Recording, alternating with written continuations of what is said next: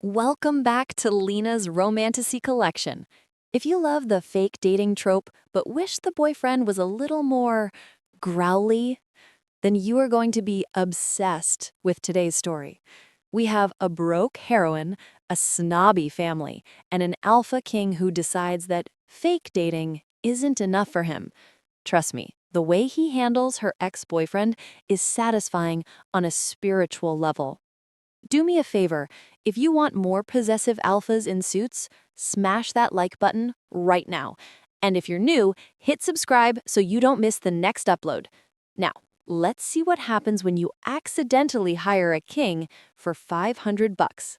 I did something desperate. With my sister's wedding approaching and my mother's criticism ringing in my ears, I needed a shield. So I walked into a dive bar and hired the scariest, biggest mechanic I could find. I paid him $500. I gave him 3 rules. 1, don't talk too much. 2, don't touch me. 3, pretend you're obsessed with me for 48 hours. I thought I was hiring a fake date to annoy my snobby ex. I was wrong. I didn't hire a mechanic. I hired the alpha king of the deadliest pack in the city. And when the 48 hours were up, he didn't want the money. He locked the door, looked me in the eye, and whispered, "You paid for an obsession, Cleo, and I never leave a job unfinished." This is the story of how I tried to fake a relationship and accidentally started a war. Chapter 1. The cold was the kind that settled in your morrow, heavy and aching. 3 years ago, on a night just like this, I had found him. I was walking home from a late shift at the design firm, back when I still had a steady paycheck and hope for my career. The alley behind my apartment was usually empty, a shortcut I shouldn't have taken, but I was tired. Then I saw the heap of black fur in the snow. It wasn't a dog. It was too big, too wild. A wolf, or the biggest stray I had ever seen. He was bleeding. A jagged gash ran down his flank, staining the pristine white snow crimson. He was shivering so violently his teeth chattered. Any sane person would have run. I should have run. Instead, I knelt. "Hey there, buddy," I whispered, my breath pluming in the freezing air. "You look like you've had a rough night." The beast opened one eye. It was gold, piercing, intelligent, and filled with pain. He didn't growl. He just looked at me with a resignation that broke my heart. I didn't have much. I had my lunch for the next day, a ham sandwich on rye, and the expensive wool shawl my grandmother had left me. It was the only nice thing I owned. I unwrapped the sandwich and placed it near his nose. He ate it in one bite, desperate and starving. "That's all I got," I murmured. He was still shivering. Without thinking, I unwound the shawl from my neck. It was thick, gray wool, warm and soft. I draped it over him, tucking the ends under his massive, trembling body. "Keep it," I told him, patting his head. "Stay warm." I walked away shivering, wearing nothing but a thin coat. When I came back the next morning to check on him, he was gone. The shawl was gone too. I thought he was just a stray dog I'd helped. I didn't know I had just saved the king of the Onyx Ridge Pack. And I certainly didn't know that act of kindness had marked me. Present day. "Cleo, are you even listening?" I snapped back to reality. The cold alley was gone, replaced by the suffocating scent of lilies and expensive perfume. I was at the rehearsal dinner for my younger sister, Tilly. Tilly was glowing. She was 24, blonde, perfect, and marrying a dermatologist named Chad.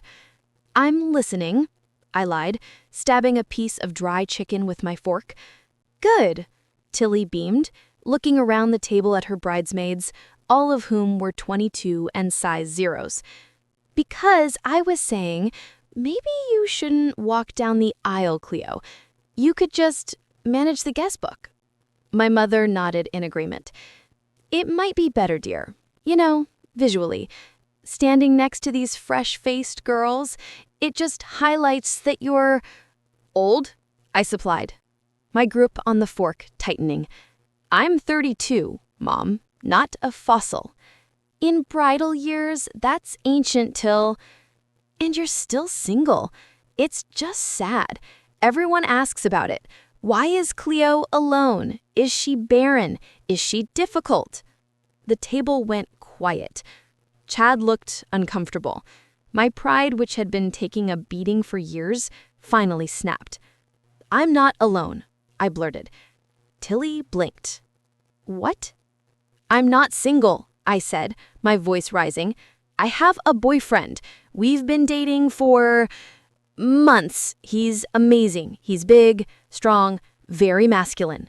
My mother's eyes narrowed. You've never mentioned him. We're private, I lied smoothly.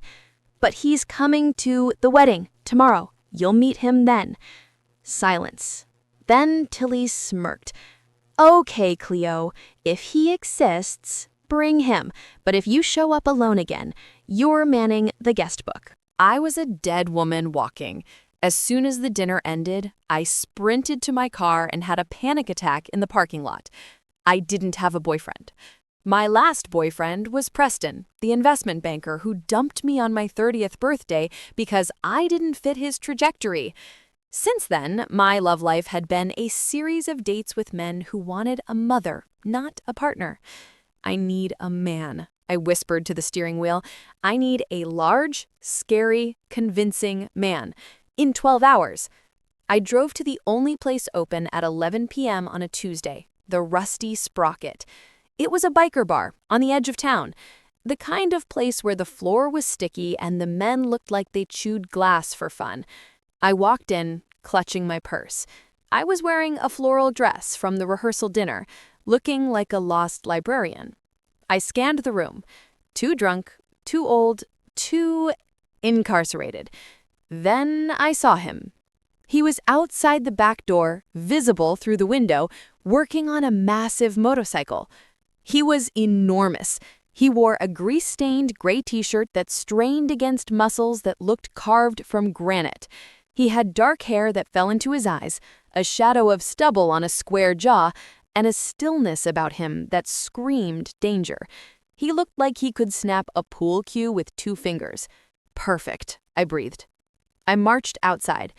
The air smelled of gasoline and rain. Excuse me, I called. The man didn't jump. He turned slowly, wiping his hands on a rag. When he looked at me, my breath hitched. His eyes were storm gray, rimmed with a strange golden fleck. They were intense, unsettling, and they widened just a fraction when they landed on me. He stood up. He kept standing. He towered over me, at least 6'5". Can I help you? His voice was deep, a rumble that I felt in the soles of my feet. I have a business proposition, I said, trying to sound like a confident interior designer and not a desperate spinster. I need a man. I need a large, scary, convincing man. In 12 hours. He tilted his head, looking me up and down. He didn't look at my legs or my chest. He looked at my face. He looked amused?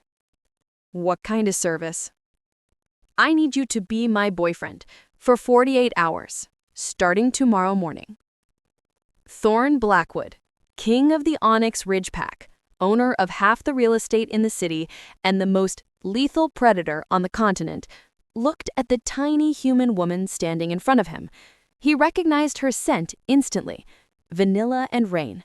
The woman who gave him a ham sandwich. The woman who gave her shawl. He had been watching her from a distance for 3 years, ensuring she was safe, respecting the boundaries between wolves and humans. But now she was here, asking for him. He threw the greasy rag onto a barrel. I'm listening. Chapter 3. I blinked. That was easier than I expected. Okay, I said, fumbling with my purse. Here's the deal. My sister is getting married. My family thinks I'm a tragic spinster who is going to die alone and be eaten by her cats. I lied and told them I have a boyfriend. I gestured to him. "You look convincing. You look like the kind of guy my mother would be terrified of, which is exactly what I want." He leaned against the brick wall, crossing his massive arms. "You want to scare your mother?" "I want to shock her," I corrected. "I want them to believe that someone like you, someone dangerous and primal, is obsessed with me. I want to retain my dignity." I pulled out an envelope. "I have $500. It's all I have until my next commission check clears. I know it's not much, but..." "Done," he said. I froze. "Done? You didn't even haggle. You don't want to know the hours?" "500 is fine," he said, taking the envelope without counting it. He shoved it into his back pocket. "What are the rules?" "Right, rules." I took a breath. "Rule number 1. You are devoted to me. You can't take your eyes off me. We are madly in love." He nodded slowly. "Devoted. Got it." "Rule number 2, minimal talking. You look rough. No offense. If you open your mouth, they might realize you're a mechanic or a bouncer. So just grunt. Smolder. Look brooding." A corner of his mouth twitched. "Grunt and smolder. I can do that." "Rule number 3, no touching. Well, maybe a hand on the small of my back to guide me, but no kissing. This is a business transaction. I don't want you getting any ideas." He stepped closer. The heat radiating off him was intense. He smelled like motor oil and something earthy, like a forest after a storm. It was intoxicating. "What if I need to sell the lie?" he asked softly, looking down at me. "Improvise," I squeaked, "but keep it PG. My grandmother will be there." "Do you even know my name?" "Thorne," he said simply. "My name is Thorne." Thorne. I tested it. It sounded sharp. Dangerous. "Okay, Thorne. Meet me at the St. Jude's Chapel at 10 a.m. sharp. Wear a suit. If you don't have one, wear the cleanest black shirt you own. And please, scrub the grease off your hands." "I'll see what I can do." I turned to leave, feeling a wave of relief mixed with insanity. I had just hired a stranger from a biker bar to be my date. As I walked to my car, I didn't see Thorne pull a sleek, encrypted smartphone from his pocket. He said, "Basker," into his phone, his voice shifting from the rough mechanic tone to the command of a king. "Cancel my meetings for the next 2 days, and have my black tuxedos sent to the penthouse. The bespoke one." Chapter 4. The next morning, I was a wreck. I stood outside the chapel in my bridesmaid dress, a hideous, ruffled peach monstrosity that Tilly had sworn was flattering. It wasn't. I looked like a disgruntled salmon. "Please show up," I whispered, checking my watch. "Please don't take the $500 and ghost me." Guests were filing in. My mother was standing by the door, judging everyone's outfits. Tilly was hyperventilating near the altar. "Cleo," Mom called out, her voice dripping with skepticism. "It's 9:55. Where is this mystery man? Did he get lost? Or did you make him up?" "He's coming," I said, sweating. "He works late. He's a contractor." "A contractor," Mom sniffed. "How quaint. Does he own a truck?" "He owns a motorcycle," I muttered. At 10 a.m. exactly, the sound of roaring engines echoed off the church walls. It wasn't the sputtering cough of a beat-up bike. It was the deep, throaty purr of a machine that cost more than a house. Everyone turned. A matte black Ducati pulled up to the curb. The rider cut the engine and kicked the stand down. He swung a leg over the bike and pulled off his black helmet. I stopped breathing. It was Thorne. But it wasn't the grease-stained mechanic I had met last night. He had cleaned up. Oh God, he had cleaned up. His dark hair was styled in a messy, effortless way that looked straight out of a magazine. He was freshly shaven, revealing a jawline so sharp it could cut glass. But it was the suit that killed me. It was a black tuxedo tailored to perfection. It hugged his broad shoulders and tapered at his waist. The white shirt was crisp, unbuttoned at the collar, showing a hint of tanned skin. He wore sunglasses, looking like a movie star who had taken a wrong turn into suburbia. He hung the helmet on the bike and strode toward me. His walk was a prowl, confident, fluid, predator. My mother's jaw hit the floor. Tilly stopped hyperventilating. My Aunt Linda dropped her program. Thorne walked right up to me, ignoring the staring crowd. He took off his sunglasses, revealing those striking gray-gold eyes. "Sorry I'm late," he said, his voice deep and smooth. Traffic was a nightmare. He didn't look at my mother. He didn't look at the church. He looked at me like I was the only water in a desert. "You," I whispered, "are wearing a tuxedo." "You said wear a suit." He shrugged, a small smirk playing on his lips. I figured I should make an effort. He looked down at my peach dress. I braced myself for a mockery. "You look beautiful." And he sounded terrifyingly sincere. Chapter 5. "Who is that?"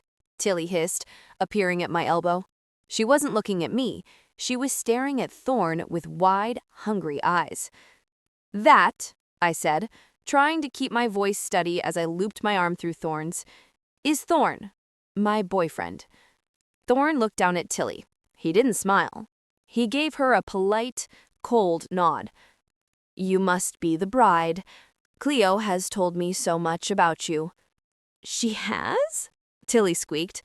"Yes," Thorne said, his hand covering mine on his arm. His skin was warm, his grip firm and possessive. "She told me you have excellent taste.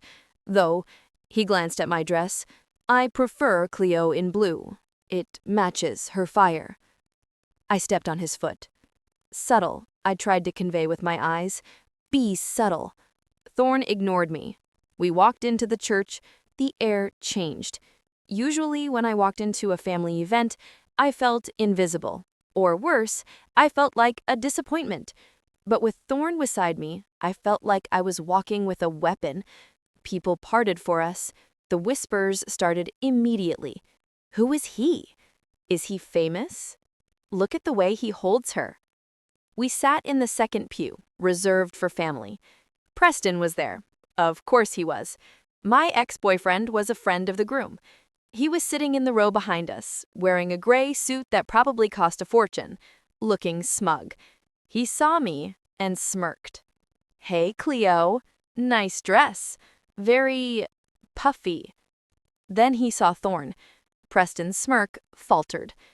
He looked at Thorne's tuxedo, then at his own.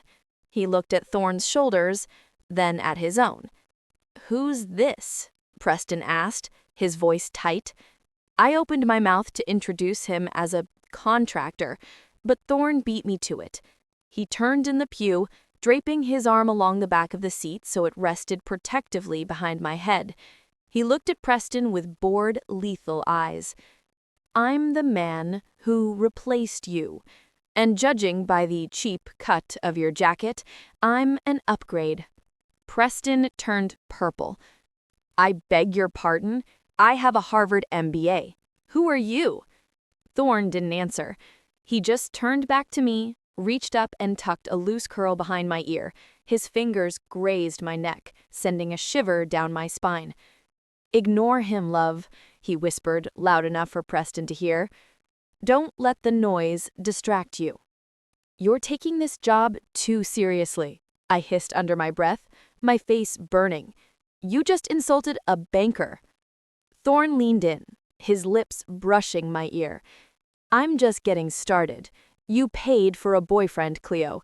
You're getting the full experience." I looked at him, terrified and thrilled. I had created a monster, and God help me, I didn't want him to stop. Chapter 6. The ceremony was a blur. I stood at the altar in my peach dress, holding Tilly's bouquet, but my eyes kept drifting to the second pew. Thorne was sitting there, looking like a dark storm cloud in a room full of pastels. He wasn't watching the bride. He wasn't watching the groom. He was watching me. Every time our eyes met, he held my gaze until I was the one who had to look away, my heart hammering against my ribs. He is good, I thought. He is really good at this acting thing. After the I do's, the reception moved to the country club. It was open bar time, which meant Preston was about to become insufferable. I was grabbing a glass of champagne when I felt a hand on my waist, a large, warm hand. "You survived," Thorne murmured against my hair. "Barely," I sighed, leaning into him before I remembered it was fake. I stiffened. "Okay, phase 2, the reception. Just stick close, look menacing, and try not to eat all the shrimp." "Cleo." I froze. Preston walked up, holding a whiskey sour. He looked Thorne up and down with a sneer that showed off his veneered teeth. "So," Preston drawled, "this is the guy. A mechanic." I asked around. "Someone saw him parked at that biker dive bar last night." Thorne didn't move. He didn't defend himself. He just stared at Preston with a boredom that was more insulting than a slap. "Yes," I said, lifting my chin. "He's a mechanic. He works with his hands. It's honest work, Preston, unlike whatever it is you do with hedge funds." Preston laughed, a cruel, barking sound. "Honest work. It's blue collar, Cleo. I have a Harvard MBA. I drive a Porsche. You're 32. I expected you to settle, but I didn't think you'd scrape the bottom of the barrel." He looked at Thorne. "Tell me, grease monkey, can you even afford the suit you're wearing, or is it a rental?" The air around Thorne changed. The temperature seemed to drop 10 degrees. Thorne took a step forward. He was half a foot taller than Preston and about 50 pounds heavier in pure muscle. "It's bespoke, Italian silk, and I bought it this morning, cash." He leaned down, invading Preston's personal space. "And as for scraping the bottom of the barrel," Thorne's voice dropped to a low growl that vibrated in my chest. "Cleo didn't settle, she upgraded. Because while you were busy buying a degree to prove you're a man, I was built like a man." Preston took a stumble back, looking terrified. "Now," Thornton said, straightening his cuffs, "walk away, before I confuse your face for a broken engine and decide to dismantle it." Chapter 7. Preston practically ran away. I stared at Thorne, my mouth slightly open. Dismantle it? It felt appropriate. Thorne shrugged, taking a sip of my champagne. "Did I overstep?" "You terrified him," I whispered. Then a grin spread across my face. It was the hottest thing I've ever seen. Thorne's eyes darkened. "Careful, Cleo, or I might think you actually like me." We sat down for dinner. I was placed at the head table with the family. Thorne, because he was my +1, was seated right next to me. My mother was watching us like a hawk. "So, Thorne," Mom said, picking at her salad, "Cleo tells us you work with motorcycles." "I build them," Thorne lied smoothly. "Custom engineering." "Oh, how niche." She turned to me. "Cleo, don't you think your dress is a bit tight? It's pulling at the seams." I felt the familiar sting of shame. "It's the size Tilly ordered, Mom. I didn't—" Suddenly, I was moving. Thorne had reached out, wrapped an arm around my waist, and pulled me, chair and all, closer to him until our thighs were pressed together. He didn't look at my mom. He looked at me, his gaze sweeping over the dress. "The dress isn't tight," Thorne announced to the table, his voice loud enough to carry. "It fits her perfectly. In fact, I've been struggling to keep my hands off her all day because of how incredible she looks in it." My aunt gasped. My dad choked on his water.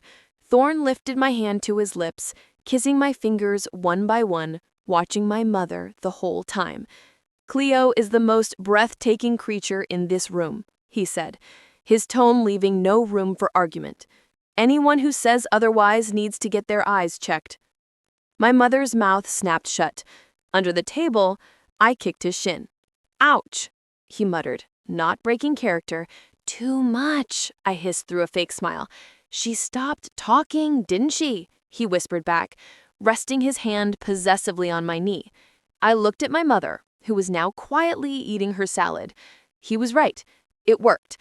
And having his heavy, warm hand on my leg, that was working for me too. Chapter 8. The reception was winding down. The DJ was playing terrible 80s music, and people were dancing. I escaped to the balcony for fresh air. You stole my thunder. I turned around. Tilly was standing there, in her massive white gown, looking annoyed. What? I asked. Thorne, Tilly said, crossing her arms. Everyone is talking about him. Who is that guy? He's so hot. Look how much he loves Cleo. It's my wedding, Cleo. I'm sorry, I said, though I wasn't really. I can't help it if he's charismatic. He's scary, Tilly corrected. The way he looks at you, it's intense. Chad doesn't look at me like that. There was a wobble in her voice. Jealousy. For the first time in my life, my perfect sister was jealous of me. He's just protective, I said. Thorne stepped out onto the balcony. He had discarded his jacket and rolled up his sleeves, revealing forearms that looked like they could crush boulders. Is everything okay? He asked, moving to stand immediately behind me. He radiated heat. Tilly looked at him, then at Chad, who was currently doing the chicken dance inside. Fine, Tilly huffed. Just try not to make a scene during the cake cutting. She stormed off. Thorne watched her go, then wrapped his arms around me from behind, resting his chin on top of my head. Did she upset you? He asked, his voice low. No. I leaned back against his hard chest and closed my eyes. She was jealous. She said Chad doesn't look at her the way you look at me. Thorne tightened his hold. That's because Chad sees a wife. I see my whole world. My heart skipped a beat. Thorne, I warned, that line isn't in the contract. I'm improvising. But he didn't let go. Chapter 9. The wedding was over. We survived. Thorne drove me home on his motorcycle. The ride was electric. My arms wrapped around his waist, the wind in my hair, his solid back protecting me from the world. He walked me to my apartment door. Well, I said, unlocking the door, you were incredible. Truly. My mom is terrified of you, my sister is jealous, and Preston is traumatized.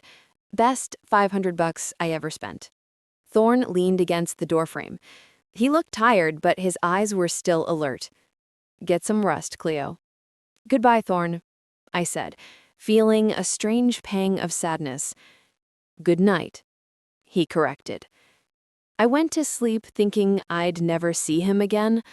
I woke up the next morning to the sound of metal clanking. I shot out of bed, grabbed a baseball bat, and crept into the kitchen. Thorne was under my sink. He was lying on his back, half inside the cabinet.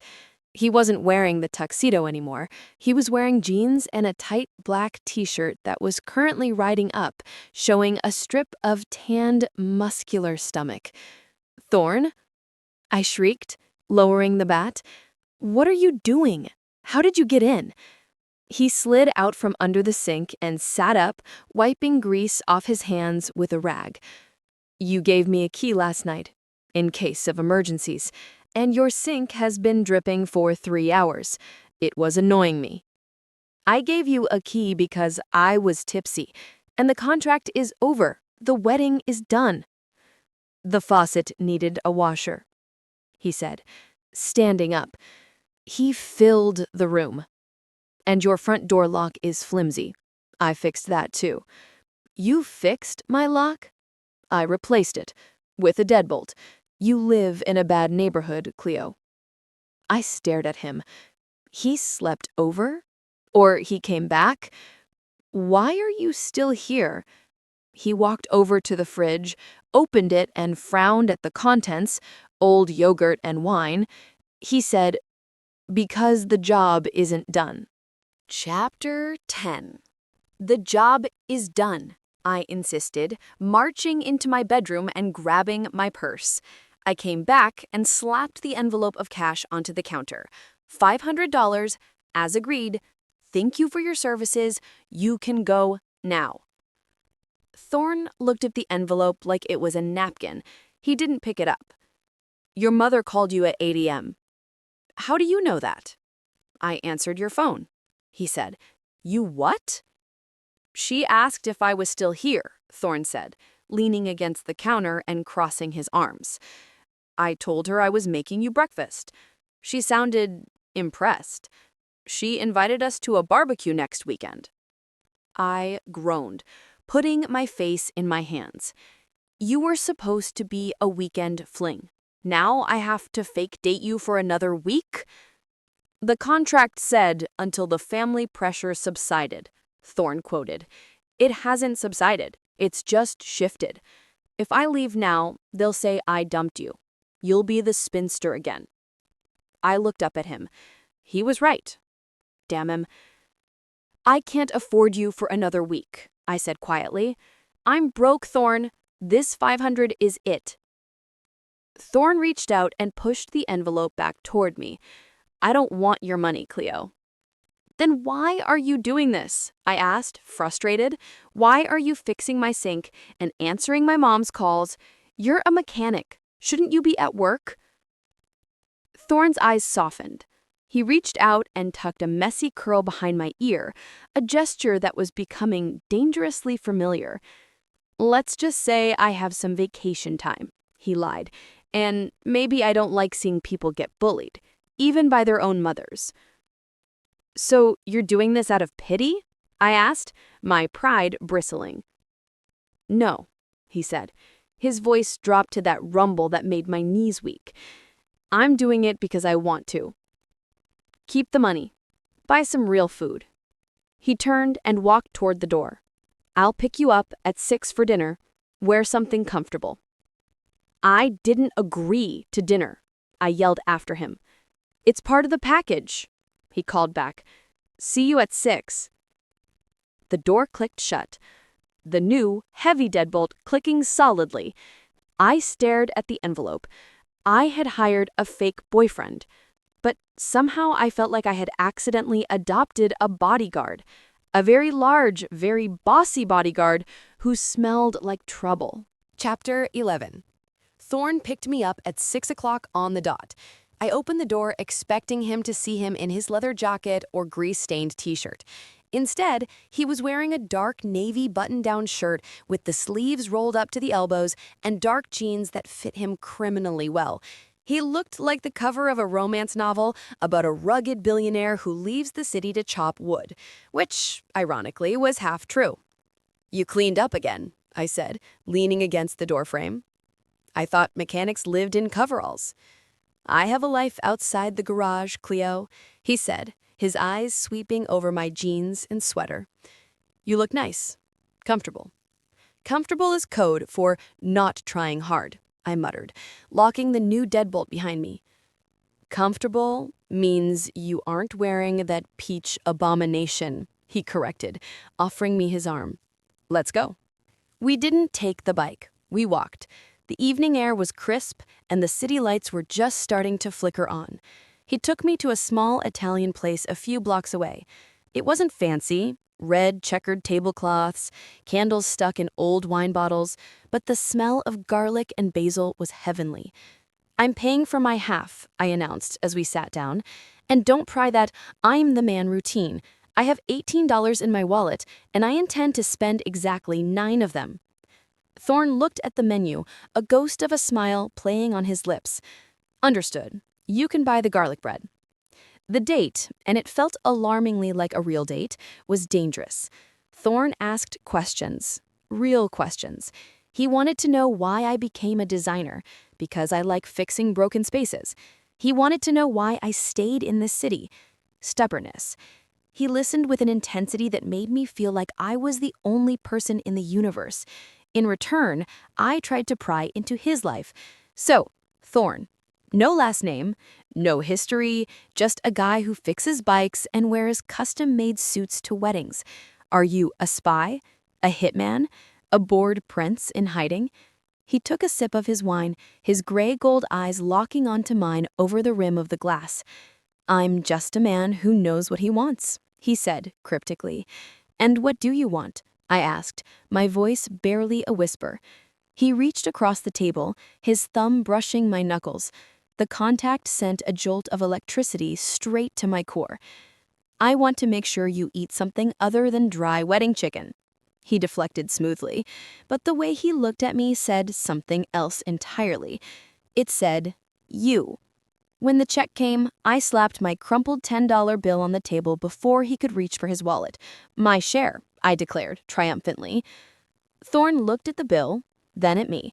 He looked like he wanted to argue, to pull out a black credit card and buy the whole restaurant, but he stopped himself. He respected my pride. Fair enough, he said. He was perfect. He was frustratingly, confusingly perfect, and that terrified me more than anything. We decided to walk the long way back to my apartment to burn off the pasta. The streets were quieter now, shadows stretching long under the streetlights. Thorne was walking on the street side of the sidewalk, a habit I noticed he always kept. He was relaxed, his hands in his pockets, but his head was constantly swiveling, scanning the alleys and rooftops. You're twitchy, I noted, expecting a turf war. Just habit, he rasped. We turned the corner toward my building, cutting through a wider alley that served as a shortcut. Well, well, well, the voice echoed off the brick walls. I froze. I knew that voice. It was the voice of a man who thought wearing boat shoes made him a deity. Preston stepped out from the shadows. He wasn't alone. 3 other men were with him, large, thick-necked guys wearing cheap leather jackets and holding baseball bats. They looked like they had been hired from a catalog titled Thugs R Us. Preston, I hissed, stepping closer to Thorne.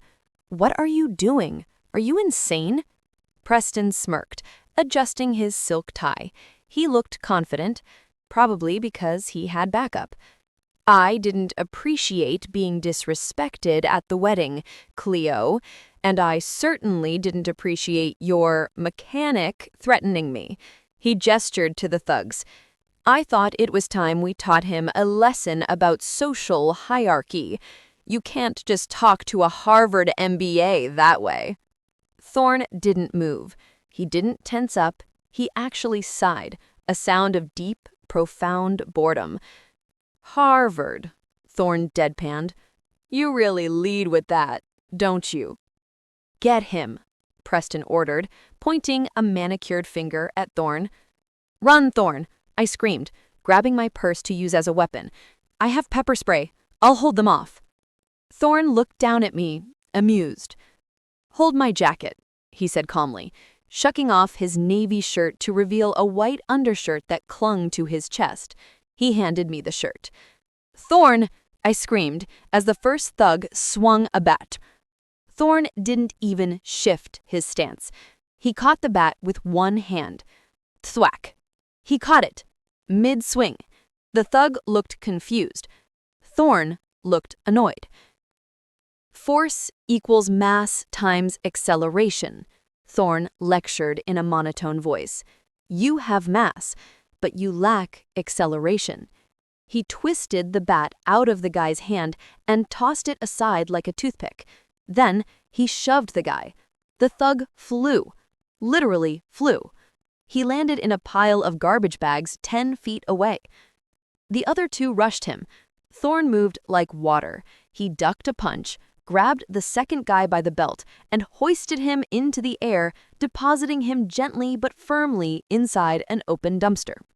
The third guy took one look at his flying friends, dropped his bat, and ran. Thorne turned to Preston. Preston was trembling, backing up until he hit the brick wall. Physics, Thorne said, walking slowly toward him. It's a fascinating subject. Did they teach that at Harvard, or was it an elective? Chapter 13. Preston was on the ground, whimpering. Thorne hadn't even touched him. He had just loomed over him until Preston's survival instincts finally kicked in and he curled into a ball. "We're leaving," Thorne announced, turning his back on my ex. He grabbed his shirt from my shaking hands and draped it over his shoulder. "You," I stammered, running to catch up with his long strides. "You just threw a man into a dumpster?" "He was recyclable," he grunted. We made it back to my apartment in silence. My heart was racing, the adrenaline still spiking in my blood. When we got inside, I turned on the lights and really looked at him. "You're bleeding," I gasped. There was a small cut on his forearm, likely from a rusty buckle on one of the thug's jackets. A thin line of dark blood welled up. "It's a scratch," he dismissed, heading for the door. "I'm fine. Go to sleep, Cleo." "Sit down," I ordered, pointing to the couch. Thorne paused. He looked at the door, then at me. "Cleo, sit down." He sat. The couch groaned under his weight.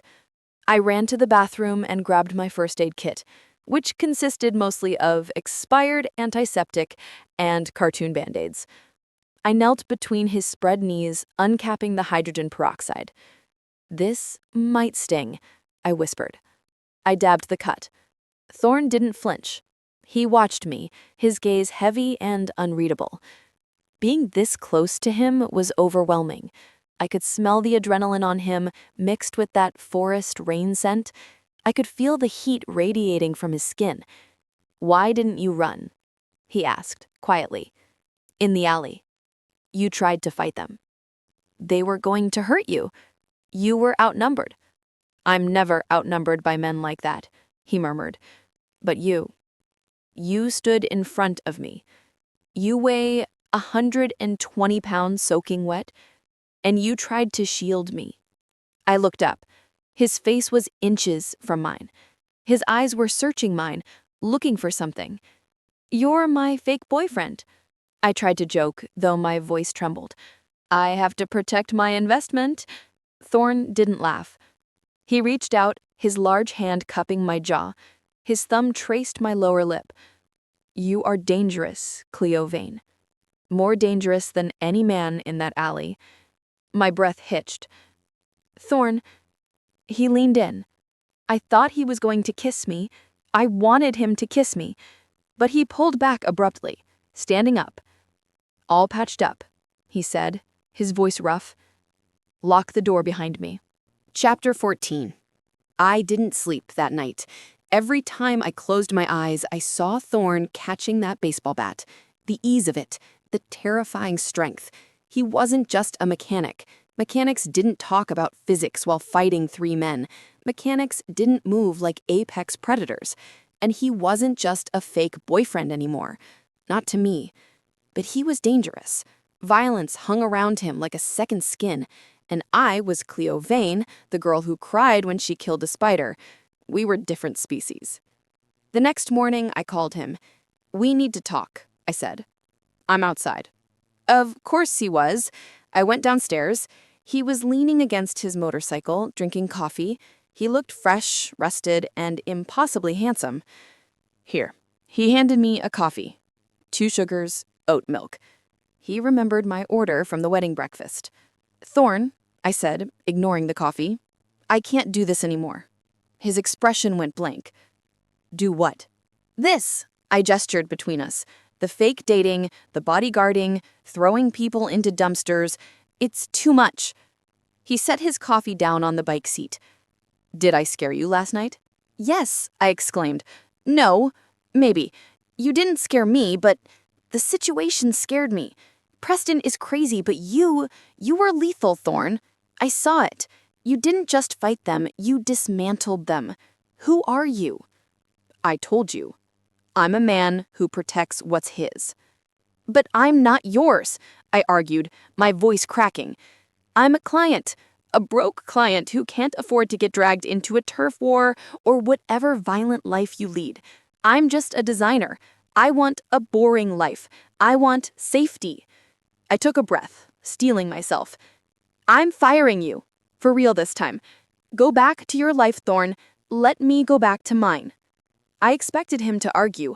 I expected him to invoke the contract. Instead, he looked at me with a sadness that gutted me. You think you're safer without me? Yes, I lied. He looked at me for a long moment, memorizing my face. Fine, he said. If that's what you want. He got on his bike. He didn't look back. He revved the engine and roared away, leaving me standing on the sidewalk holding a cup of oat milk coffee, feeling like I had just made the biggest mistake of my life. Chapter 15. 3 days passed. They were the longest 3 days of my life. My apartment felt empty. My sink started dripping again, and every time I heard it, I wanted to cry.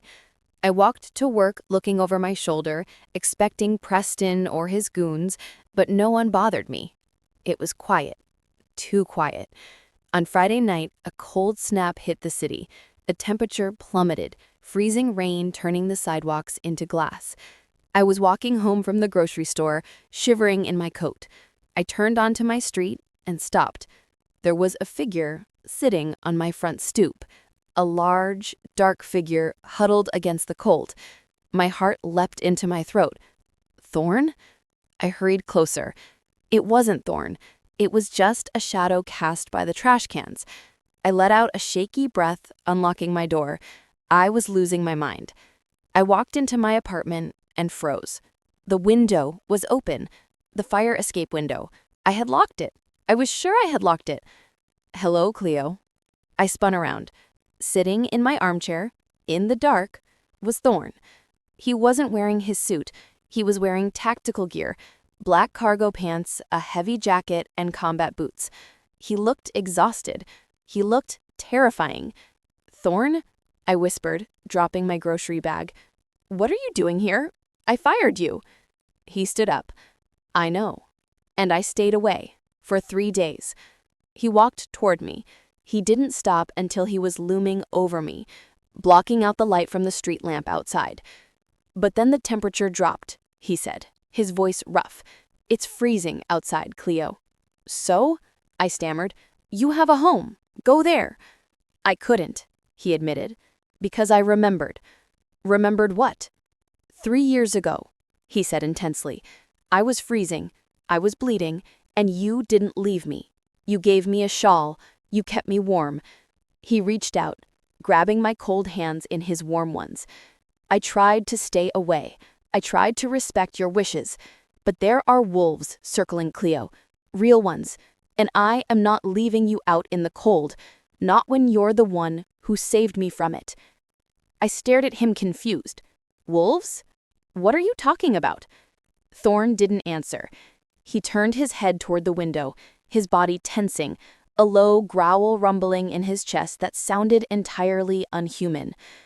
They're here, he whispered. Then the window shattered. Chapter 16. The sound of shattering glass was deafening. Shards of my living room window sprayed across the floor like diamonds. I screamed, covering my face, but Thorne was already moving. He didn't panic. He didn't flinch. He moved with a speed that blurred the edges of my vision. Before the glass even settled, he had shoved me behind the kitchen island, his body acting as a massive human shield. Stay down, he roared, his voice shaking the walls. 2 men climbed through the broken window. They weren't like Preston's hired goons. These men were massive, moving with a feral, jerky grace. Their eyes reflected the streetlights in a way that looked wrong, luminous and predatory. They wore ragged clothes and smelled like wet dog and copper. We found him, one of them hissed, sniffing the air. The king is playing mechanic in a shoebox. Thorne stepped out from the kitchen. He looked terrifying in his tactical gear, his hands curled into fists at his sides. You made a mistake coming here, Thorne said, his voice dropping to a subsonic boom. This is neutral territory. You are violating the treaty. We don't care about your treaties, Blackwood. We came for your head. They lunged. I watched, paralyzed, peeking over the counter. Thorne met them head on. He caught the knife wielder's wrist, twisting it with a sickening crack. The man screamed, dropping the weapon.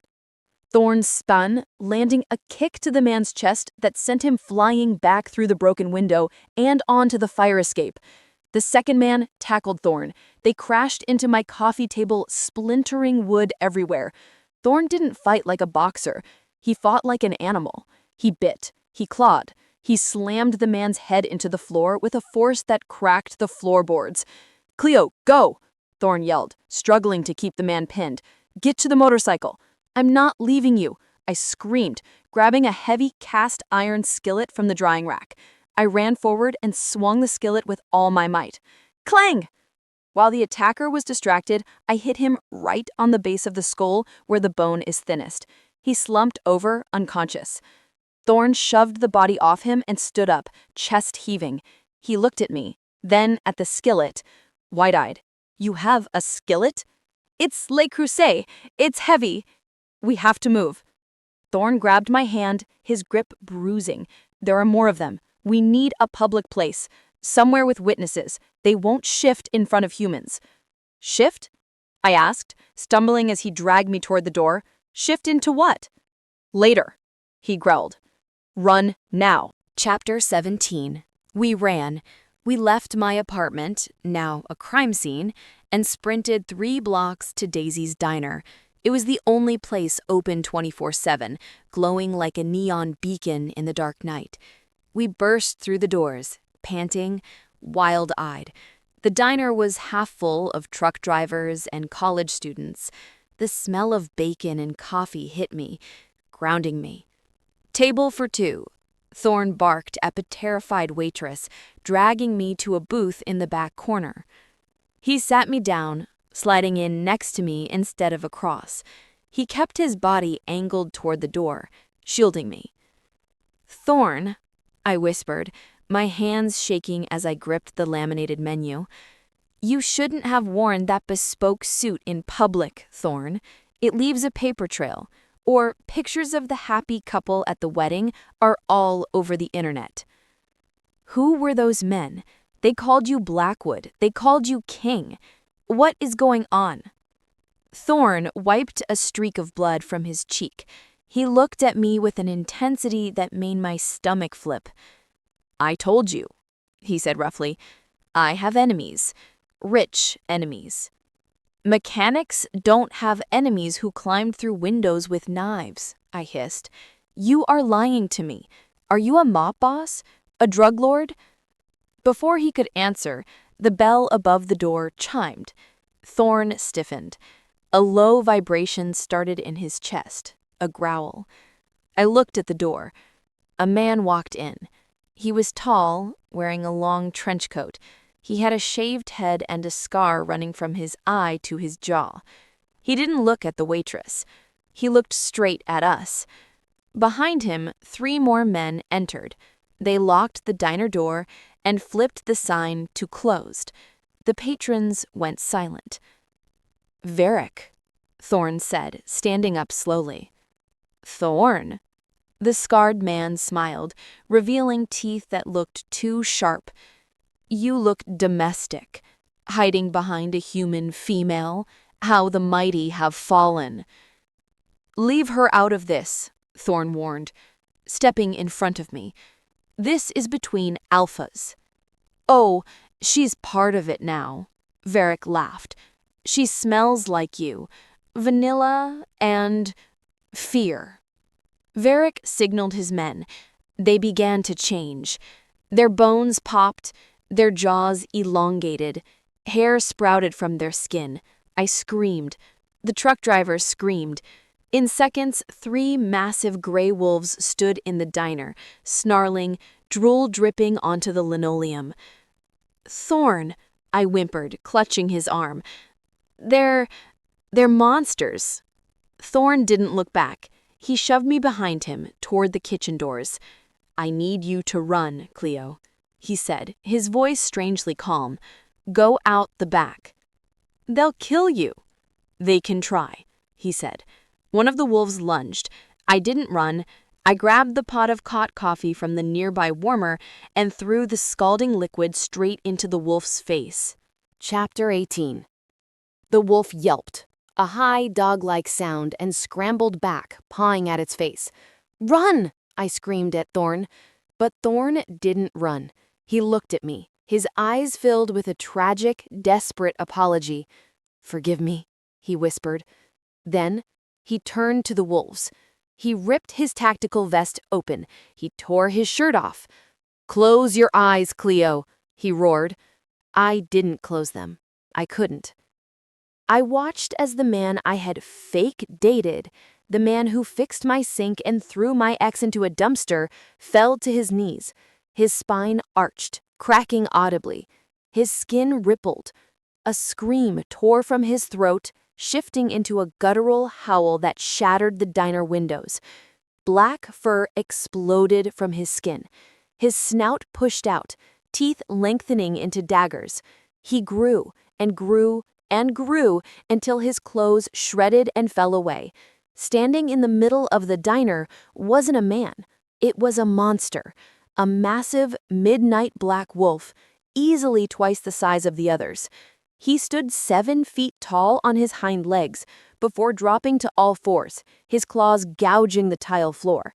His eyes, those distinctive gray-gold eyes, glowed with lethal power. The rogue wolves hesitated. They looked small compared to him. Thorne roared, a sound that wasn't of this earth, and lunged. It wasn't a fight. It was a massacre. Thorne was faster, stronger, deadlier. He caught the first wolf by the throat and tossed him through the window. He swiped the second one aside like a rag doll. Varric, the scarred man, had shifted too, a large brown wolf. He attacked Thorne from behind. Thorne spun, snapping his jaws. He pinned Varric to the counter, snarling in his face. Varric whimpered, exposing his throat in submission. Thorne held him there for a breath, establishing dominance, then shoved him away. "Leave," his posture screamed. The surviving rogues scrambled out of the broken windows, tails tucked between their legs. Silence fell over the destroyed diner. The truck drivers were hiding under tables. The waitress was sobbing in the kitchen, and I was standing there, holding an empty coffee pot, shaking so hard my teeth rattled. The black wolf turned slowly. He was huge, terrifying, covered in blood that wasn't his. He took a step toward me. Chapter 19. He huffed, steam rising from his nostrils. He stepped closer, his massive paws silent on the debris-strewn floor. I backed up until I hit the wall. "Stay back," I whispered, holding the coffee pot like a weapon. "Stay away from me." The wolf stopped. He whined, a high, sad sound that didn't match his nightmare appearance. He lowered his head, trying to make himself smaller. He looked up at me with those gray-gold eyes, and suddenly the memory hit me like a freight train. The alley, 3 years ago, the strayed dog, the ham sandwich, the eyes. "It's you," I breathed, the coffee pot slipping from my numb fingers and shattering on the floor. "The dog in the alley, it was you." The wolf dipped his head in a nod. "You're not a mechanic," I said, my voice rising in hysteria. "You're not a bodyguard. You're a werewolf." My brain tried to process the last 2 weeks. The custom engineering, the strength, the way he smelled like a forest, the way he tracked me. "You lied to me. This whole time. You let me hire you? You let me think I was helping you?" The wolf took another step, reaching out as if to nuzzle my hand. "No!" I screamed, shrinking away. The rejection hit him visibly. He flinched. The adrenaline that had been keeping me upright suddenly vanished. The room started to spin. The smell of ozone and wet fur was overwhelming. "I hired a monster," I murmured, the darkness creeping in at the edges of my vision. The floor rushed up to meet me. The last thing I felt was soft, thick fur catching me before I hit the ground. Chapter 20. I woke up in a bed that cost more than my life.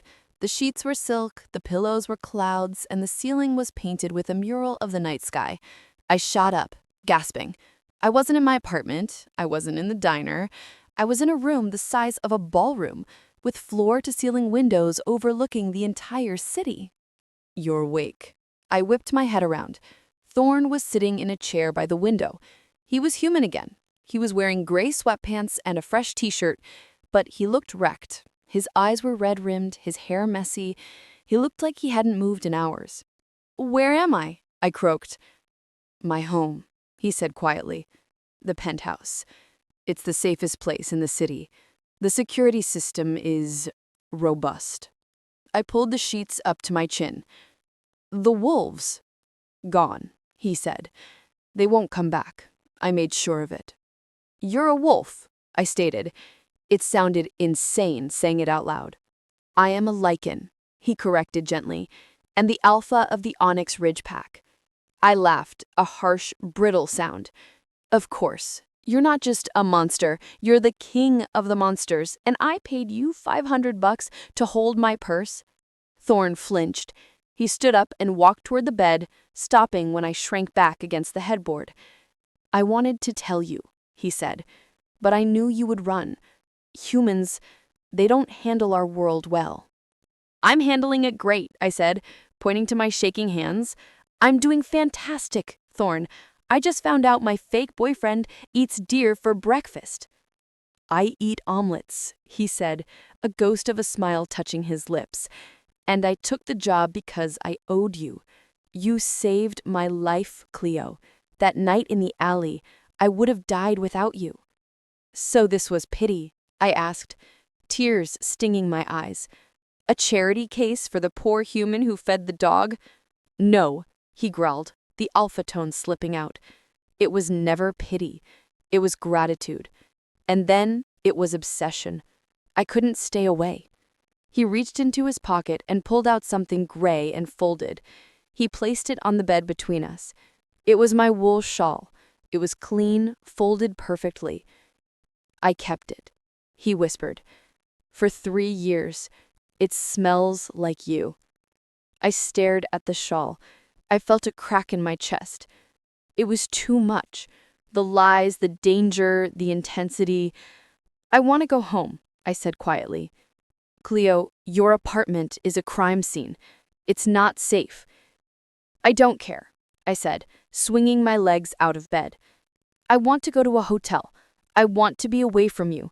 I can't do this." Thorne looked at me. He looked like I had just stabbed him, but he nodded. "Okay," he said hoarsely. "I'll have Xavier drive you. But take the shawl. It's cold outside." Chapter 21. The hotel room was beige. Beige walls, beige carpet, beige art. It was perfectly safe and utterly soulless. I had been there for a week. Xavier, Thorne's assistant, who I now knew was a beta wolf, which explained his nervous energy, had set me up in the presidential suite of the Ritz. He had also stationed 2 security consultants outside my door. I was safe. I was free of the monster. So why was I so miserable? I sat on the edge of the bed, wrapping the gray wool shawl around my shoulders. It still smelled like him. Cedar, rain, and raw power. I missed him. I missed the way he loomed over me. I missed his dry humor. I missed feeling like the most important person in the room. "You're an idiot, Cleo," I told the empty room. "He's a werewolf. He eats raw meat. You can't date a werewolf." There was a knock on the door. I flinched. "Who's it?" "Room service?" a voice called. I opened the door. It wasn't room service. It was Xavier, holding a small wooden box.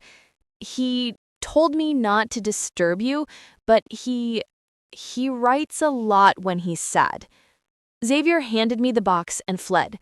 I sat on the floor and opened it. There were no diamonds, no checks, no car keys. It was filled with letters, handwritten on thick, expensive stationery. I picked up the first one. His handwriting was jagged and bold, like scratches on parchment. "Cleo, I know you are afraid. You saw the beast and you ran. That is a survival instinct. I don't blame you. But you need to know the beast only exists to protect you. Before you, my wolf was just rage. With you, he is settled. You are the anchor. I am not asking you to come back to the violence. I am asking you to let me show you the rest, the part that isn't blood and teeth. I will wait, even if it takes 100 years. Thorne. I read them all. Letters about how he felt when he first saw me in the bar. Letters about how funny he thought I was when I threw the skillet. Letters explaining what a mate was. Not a prisoner, but a soul mirror. By the last letter, I was crying. He wasn't trying to buy me back. He was courting me, the old-fashioned way, with words and patience. I wiped my eyes and stood up. I grabbed my coat. I was done with beige. Chapter 22. I called Xavier. 20 minutes later, a black SUV picked me up. We didn't go to the Obsidian Tower. We drove out of the city, past the suburbs, into the deep, dense forests of the state park. Where are we going? I asked. Home. Xavier smiled. The real home. We pulled onto a gravel road that wound up a mountain. The trees here were ancient, their branches interlocking to form a tunnel. Finally, the car stopped. Thorne was waiting. He was leaning against a wooden fence, wearing flannel and jeans. He looked rugged, human, and devastatingly handsome. He straightened when he saw me. He didn't rush forward. He waited, letting me come to him. I stepped out of the car. The air here was cleaner, sharper. You read the letters, he said softly. You have terrible handwriting, I said, my voice shaking. It looks like a chicken scratched it. He smiled, that rare, genuine smile that made my stomach flip. Claws aren't made for pens. You said you wanted to show me the rest, I said, hugging my arms. Show me. He held out his hand. I hesitated for a heartbeat. I looked at the hand that had crushed a baseball bat. Then I looked at his eyes, the eyes that had watched me sleep in the hospital bed. I took his hand. He led me past the fence into the woods. It gets dark here early, he murmured. Watch your step. As we walked deeper into the forest, the sun dipped below the horizon. Thorne, I can't see, I whispered, clutching his hand tighter. Look up, he said. I looked. The forest wasn't dark. It was glowing. Patches of moss on the trees were emitting a soft, bioluminescent blue light. Fireflies, thousands of them, danced in the air like floating stars. Flowers on the forest floor glowed with a faint purple pulse. It was magic. Pure, unadulterated magic. It's the magic of the Pack lands, Thorne explained quietly. Nature responds to us here. It's not scary, Cleo. It's life. I spun around, taking it in. It's beautiful. It pales in comparison to you, he whispered. I turned to him. In the soft blue light, he didn't look like a monster. He looked like a guardian. This is your world? I asked. This is our world, if you want it. Chapter 23. We walked until the trees broke into a clearing. I expected a cave or a fortress. Instead, I saw a village. There were log cabins with smoke curling from stone chimneys.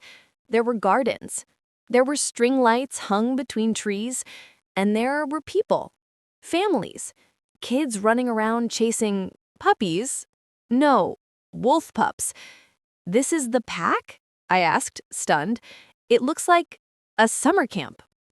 We aren't monsters, Cleo, Thorne said, guiding me down the path. We are a community. We protect our own. As we entered the village, the chatter stopped. People turned. They saw Thorne and their expressions filled with respect. Then they saw me. I braced myself for judgment, for rejection. I was human. I was weak. An older woman with silver hair walked up to us. She looked stern, like a librarian who didn't tolerate noise. She looked me up and down. Then she smiled warmly. "You must be the girl with the ham sandwich." I blinked. "Excuse me?" "Thorne never shuts up about the ham sandwich." The woman laughed, patting my cheek. "I'm Martha. I run the nursery." Suddenly, I was surrounded. People weren't bowing in fear. They were welcoming me. Kids were tugging on my coat. "Is she the queen?" a little girl asked, holding a stuffed wolf toy. Thorne knelt down, bringing his face level with the child. "Yes," Thorne said, his voice ringing with absolute certainty. "She is the queen, so you have to be very nice to her, or she won't draw you a picture." The little girl gasped. "You draw?" Yes," I stammered. "Can you draw my wolf?" she asked, thrusting the toy at me. I looked at Thorne. He was watching me with such naked hope it hurt. I knelt down next to him. "I can draw your wolf," I told the girl. I looked at the people around us, smiling, normal, kind people who just happened to turn into animals. They weren't scary. "They like me," I whispered to Thorne. "They love you," he corrected. "Because you saved their alpha. You gave them their king back." He stood up and offered me his hand again. "Come, dinner is ready, and I promise it's cooked." Chapter 24. Dinner was a communal affair at a long wooden table under the stars. The food was incredible. Roast venison, grilled vegetables, homemade bread. I sat next to Thorne, his thigh pressing against mine. Every time he laughed, a deep rumbling sound I hadn't heard enough of, I felt a thrill. Preston would never have sat here. He would have sneered at the dirt, at the mismatched plates, at the loud laughter. But Thorne was at home. He was a king, but he was also a brother, a son, a leader. After dinner, we sat by a massive bonfire. "You fit in," Thorne murmured, his arm draped over my shoulders to ward off the chill. "I'm surprisingly okay with the lack of Wi-Fi," I admitted. "Cleo." He turned to me, his expression turning serious. The firelight danced in his gold-flecked eyes. "The contract," he said. "The fake dating. It's over." My heart dropped. "Oh, right. I guess I owe you more than $500 now." "Stop," he growled softly. "I'm trying to tell you something." He took my hand, lacing his fingers through mine. "When I met you at the bar, I thought I was just paying a debt. I thought I could pretend to be your boyfriend, scare off your ex, and walk away." He leaned closer. "But I took the job too seriously. I didn't act, Cleo. When I told your mother you were breathtaking, I meant it. When I threw Preston into the dumpster, I enjoyed it. Because he looked at you like you were ordinary. And you are the most extraordinary thing I have ever found." I felt tears prick my eyes again. "Thorne, I don't want to be your fake boyfriend," he said intensely. "I don't want a contract. I want the real thing. I want the arguments about the dishes. I want to fix your sink for the next 50 years. I want you to be mine." I looked at him. My master, my protector. "I'm messy," I warned him, a sob catching in my throat. "I have student loans. I snore sometimes." "I love your snore. It sounds like a purr." I laughed, leaning my forehead against his. "Okay," I whispered. "You're hired. For real this time." Chapter 25. The moment I said yes, the air around us changed. It crackled. Thorne didn't kiss me immediately. He stood up and pulled me with him, leading me away from the fire, toward a quiet ridge overlooking the valley. The moon was full, hanging heavy and white in the sky. "There is one more thing," Thorne said, his voice tight with restraint. "The mate bond." "The thing that makes you obsessed?" I teased weakly. "The thing that binds our souls," he corrected. "Wolves, we don't just date, we claim. If I mark you, if I bite you, you become part of the pack. You gain our protection, our strength. You become the queen." He reached out, tracing the vein in my neck. His touch was scorching.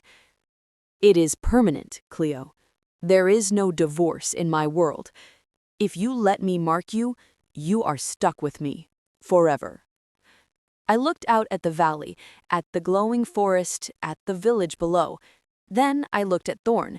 He had waited 3 years for me. He had fought for me. He loved me. I had spent my whole life waiting for a man who wouldn't ask me to change. Thorne didn't want me to change. He wanted to worship me exactly as I was. "Do it," I whispered. Thorne froze. "Are you sure?" "I don't want a temporary boyfriend," I said, stepping closer, wrapping my arms around his neck. "I want the king. Mark me, Thorne."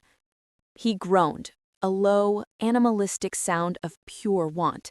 He pulled me against him, burying his face in the crook of my neck. He inhaled deeply, shuddering.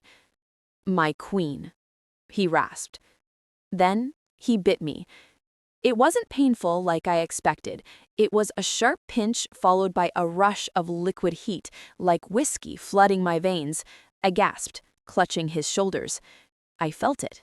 I felt him. His emotions flooded my mind, an overwhelming tidal wave of love, relief, and fierce protective joy.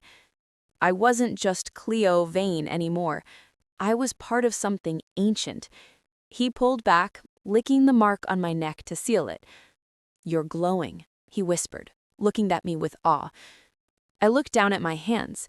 A faint, golden shimmer coated my skin. "I feel strong," I said, surprised. "You are," he grinned, sweeping me up into his arms. "You're an alpha's mate. Now, let's go home, and I believe we have a lot of real dating to catch up on." Chapter 26. 3 months later, I walked down an aisle. It wasn't in a stuffy church. It wasn't surrounded by peach-colored tulle. I was walking barefoot on a path of moss in the heart of the Packlands. The bioluminescent forest was awake, the trees glowing with soft blue light, and thousands of fireflies acted as our confetti. "Stop fidgeting," Xavier whispered, walking beside me. He was acting as my man of honor because Tilly was currently too busy staring at the wolves, in human form, lining the aisle to focus. "I'm not fidgeting," I hissed. "I'm vibrating. There is a lot of magic in the air, Xavier." "That's just the king," Xavier grinned. "He's excited." I looked ahead. Thorne stood under a massive, ancient oak tree. He wasn't wearing a tuxedo this time. He was wearing a ceremonial tunic of deep charcoal and silver, looking like a warrior king from a fantasy novel. When his eyes met mine, everything else faded. The forest, the guests, the magic, it all blurred. My mother was sitting in the front row, looking terrified but impressed. She kept clutching her pearls every time a wolf howled in the distance. "He's very intense," I heard her whisper to my dad. "He owns half the state, Linda. Let him be intense." I reached the altar. Thorne didn't wait for the ceremony to start. He reached out and pulled me up the last step, his hands gripping my waist like he was afraid I might bolt. "You came," he breathed, as if there was any doubt. "I signed a contract," I teased, my voice thick with emotion. "Lifetime commitment, no refunds." "Good," he growled softly. The ceremony was simple. We didn't exchange rings, we exchanged vows of loyalty. "I, Thorne Blackwood, pledge my life, my pack, and my soul to you," he said, his voice ringing through the clearing. "You saved me when I was nothing. You warmed me when I was cold. I will burn the world before I let you shiver again." I wiped a tear from my cheek. "I, Cleo Vane, pledge to keep you grounded, to remind you that you're human, even when you're a wolf, and to never let you go hungry again." He kissed me then. It wasn't a polite wedding kiss, it was a claiming. And as the pack howled their approval to the moon, I knew I was finally home. Chapter 27. 2 weeks after the wedding, we faced the final boss, the Vane family barbecue. "Do we have to go?" Thorne grumbled. We were in the back of his armored SUV. Thorne was wearing civilian clothes, dark jeans and a black t-shirt that cost more than my old car. "Yes," I said, fixing his collar, "my mother wants to show you off, and Tilly wants to ask you if you have any single brothers." "I have 3 generals," Thorne muttered. "They would eat her alive." We pulled up to my parents' suburban house. It looked comically small compared to the convoy of black SUVs Thorne traveled with now. The driveway was already full, and right in the center, taking up 2 spots, was a bright yellow Porsche. "Preston," I sighed. "Of course." Thorne's eyes narrowed. A dark, predatory smile spread across his face. "Xavier," Thorne said into the intercom. "Yes, sir." "Park the truck, right there." Thorne pointed to the spot directly behind the Porsche. "Sir, that will block him in," Xavier noted. "I know," Thorne purred. "Park it close." We stepped out of the car. The neighborhood went quiet. Thorne didn't just walk, he stalked. He kept a hand on the small of my back, guiding me up the driveway. My mother came running out holding a spatula. "Cleo, Thorne!" She looked at the SUVs, then at the neighbors watching from their windows. She was beaming. "You brought security?" "Standard protocol, Linda," Thorne said smoothly, charming her instantly. We walked into the backyard. Preston was holding a beer, holding court with my cousins. "Yeah, the market is volatile, but when you drive a car like mine, you don't worry about gas prices." He turned and saw us. His smile dropped. "Thorne," Preston nodded stiffly. "Cleo, I see you're still together." Thorne stepped forward, looming over Preston. The size difference was laughable. "Married, actually," Thorne corrected, holding up his hand where a simple, thick band of black metal rested, and happily. The barbecue was going surprisingly well. Thorne was charming my dad by talking about engine specs, and I was actually enjoying a hot dog without anyone asking why I was single. Then it was time to leave. Preston, eager to escape Thorne's presence, made a big show of saying goodbye. "Well, gotta run," Preston announced, swinging his keys. "The Porsche doesn't drive itself. 0 to 60 in 3 seconds, you know?" He looked at Thorne. "What are you driving today? Another bike?" Thorne smiled. It wasn't a nice smile. It was the smile of a wolf who had cornered a rabbit. "Something a bit sturdier," Thorne said. We all walked out to the driveway. Preston stopped. His jaw dropped. His bright yellow Porsche was pinned. Directly behind it, bumper to bumper, was Thorne's massive, matte black, military-grade armored truck. It looked like a tank. It dwarfed the sports car, making it look like a toy.